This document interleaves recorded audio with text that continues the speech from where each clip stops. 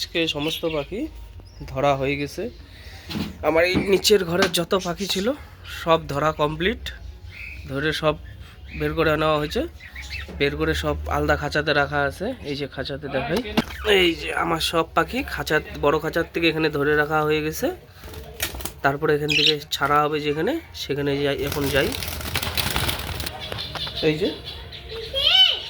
এই যে আমার বড় খাঁচায় সব পাখি এখানে শিফটিং করব একটু পরে। এখনই ধরা হয়েছে, সব ঘাবড়ায় আছে, এই জন্য এখানে রাখা আছে। একটু ইয়ে হলে তারপরে এখানে সব পাখি ছাড়া হবে এই রুমের মধ্যে। আর তার সাথে আরেকটা জিনিস শেয়ার করতেছি তোমাদের সাথে। দেখো আমার এই বজিরি পাখিগুলো কেন আমি শিফটিং করতে পারতেছি না, সেটা আমি কারণ দেখায় দিচ্ছি এখনই, 1 মিনিট। এই যে কারণ কেন শিফটিং হচ্ছে না। এই যে একজন মেম্বার আইসে পড়ছে, শিফটিং না করার কারণ এই পাশে এর কাছে একজন মেম্বার আসছে, আরেক দিকে দেখাচ্ছি, আরেক দিকেও আমার ঘর আছে।